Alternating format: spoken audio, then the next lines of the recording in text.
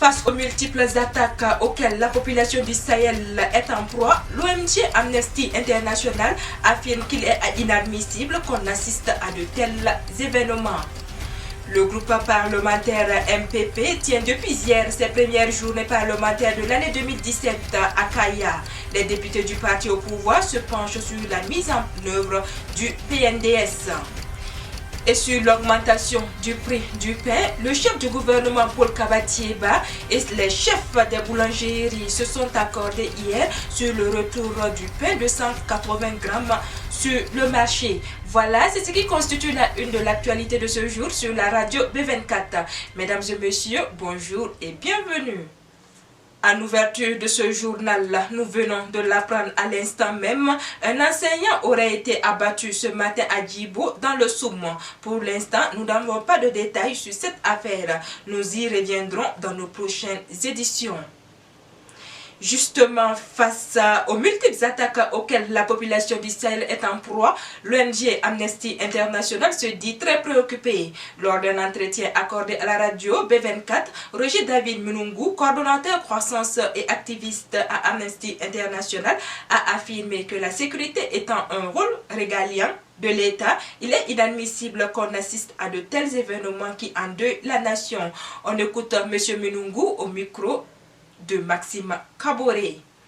Nous constatons justement avec vous et avec tous les citoyens burkinabés qu'il y a des attaques à répétition qui se mènent sur le terrain et qui font malheureusement des victimes. Et c'est ce que nous déplorons. Et c'est d'ailleurs la raison pour laquelle la sécurité étant un rôle régalien de l'État, il est inadmissible que nous assistions à de tels événements qui endeuillent les populations.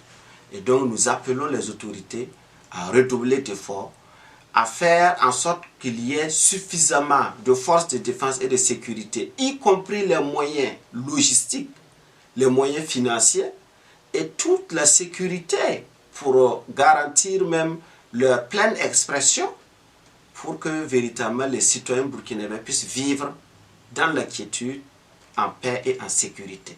Le secrétaire général de l'Organisation internationale de la francophonie, OIF, Michael Jean, en séjour au Burkina Faso, a indiqué jeudi à l'issue d'une audience avec le président du Faso, Roch-Marc Christian Kaboré, la volonté de son institution d'apporter un appui à l'entrepreneuriat et à la création d'emplois de manière structurante au Burkina Faso. Pour la secrétaire de l'OIF, il faut créer des possibilités d'espace et le faire de manière décentralisée pour aller au plus près des populations et apporter vers elles aussi des efforts pour renforcer les productions, le savoir-faire avec les certifications des labels. Elle n'a pas manqué de féliciter les tisseuses burkinabées. Je cite, « Je veux saluer les femmes et d'autres artisans qui ont participé à la production de ce coton extraordinaire et dire combien c'est avec ce sens d'innovation, de créativité, du travail bien fait que le Burkina Faso sortira gagnant avec ce plan national de développement économique et social. » Et comme je vous le disais en titre, le groupe parlementaire du Mouvement du Peuple pour le Progrès MPP organise du 2 au 4 mars 2017 ses premières journées parlementaires de l'année 2017. Et c'est la ville de Kaya qui abrite ces journées. Pour ces premières journées parlementaires, les députés du groupe MPP ont décidé de se pencher sur la question du PNDS et dégager les voies les meilleures pour sa bonne exécution. Le thème alors choisi pour ce faire est « Mise en œuvre du PNDS, défis et perspectives ». En en croire le député Alassane Sakandé, le financement à hauteur de plus de 103% par l'État traduit la volonté des Burkinabés de compter d'abord sur ses propres forces. Pour l'activité, les différents groupes parlementaires ont été invités.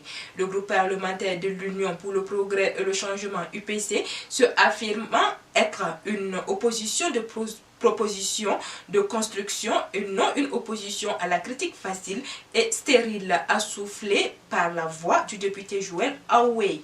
Le CDP, à travers son groupe parlementaire, quant à lui, dit attendre que la mise en œuvre du PNDS crée de nouvelles dynamiques de croissance forte, durable et inclusive, explique le vice-président du groupe. Blaise Sawadogo. Selon ce parti, tout cela passe par la réconciliation des fils et filles du pays sur fond de vérité et de justice. Et répondant à la requête du CDP, le président du groupe parlementaire MPP Alassane Sakandé rappelle que le président du Faso n'est plus le président du Conseil supérieur de la magistrature. Le Burkina Faso, depuis le début du mandat de Roch Kaboré, fait l'objet d'attaques diverses. À ce propos, le député Alassane Sakandé relate que sans la sécurité, aucune nation ne peut emprunter le chemin du progrès et du développement. Le député a alors appelé à une unité des forces des filles et fils du pays pour écraser les infâmes, vermine, les pêcheurs en eau trouble pour faire du Burkina un pays où il fait bon vivre. Depuis le 1er mars 2017, le prix du pain est passé de 130 à 150 francs CFA, la baguette dans les boulangeries du Burkina Faso. Cette augmentation n'est pas du goût de tout le monde. Le ministère de l'Industrie, du Commerce et de l'Artisanat a tenu à lever l'équivoque. Il affirme qu'il ne s'agit pas d'une augmentation en réalité. Je cite, « Il y a eu l'application de l'arrêté de 2011, mais ce qu'on a un peu déploré, c'est que le pain de 180 grammes vendu à 130 francs CFA a connu une rupture plus tôt, alors que c'est le pain qui est fortement utilisé par la population, a-t-il expliqué. » Le Premier ministre Paul Kabatieba a aussi rencontré les boulangers hier jeudi 2 mars pour comprendre les raisons de la suppression du pain de 180 grammes au détriment de celui de 200 grammes dont le prix est de 150 francs CFA. Oumar Yugo, président de la Fédération burkinabé des patrons de boulangerie, pâtisserie et confiserie, affirme que la convention collective signée le 10 février dernier impacte notre secteur à près de 50% de hausse de salaire. Ainsi, pour faire face à cette hausse, il estime qu'il fallait que des produits comme celui de 200 grammes à 150 francs CFA puissent prendre une proportion beaucoup plus importante afin que nous fassions face à nos charges. Suite à son entretien avec les chefs de boulangerie, le chef du gouvernement confirme le retour de pain de 180 grammes à 130 francs CFA ce week-end ou lundi 6 mars 2017. Il faut noter que lors de cette rencontre avec le Premier ministre, les boulangers étaient représentés par la Fédération burkinabé des patrons de boulangerie, pâtisserie et confiserie et l'Union des fondateurs de boulangerie du Burkina Faso. Tout autre chose, à présent, l'unité d'action syndicale, l'UAS, a rencontré hier jeudi le gouvernement à la primature. L'UAS est allé donner sa réponse au chef de l'exécutif avec un ton plus courtois que celui utilisé par le Premier ministre le 25 février dernier. Le même ton a été utilisé par le porte-parole pour réagir aux commentaires du président de l'Assemblée nationale Salifou Diallo parce que l'UAS est une organisation responsable. Pour le ministre de la fonction publique, la parenthèse est ainsi refermée. À en croire le porte-parole de l'UAS, Yamba Georges Kwanda, les deux parties se sont compris. Comme prévu, les syndicalistes ont apporté la réponse au Premier ministre suite à ses griefs portés à leur endroit le 25 février 2017. Selon la description du porte-parole, tout s'est déroulé dans une très bonne ambiance. Et contrairement au Premier ministre, la délégation affirme avoir utilisé un ton certainement plus courtois. Pour le ministre de la fonction publique, du travail et de la protection sociale, Clément Sawadogo, la parenthèse se referme après cette rencontre dite de mise au point. Quelle a été la réaction de Paul Kabatieba après la réponse à lui apportée? Il a fait comprendre que tout ce qu'il avait dit au sujet de l'UAS était classé dans le passé.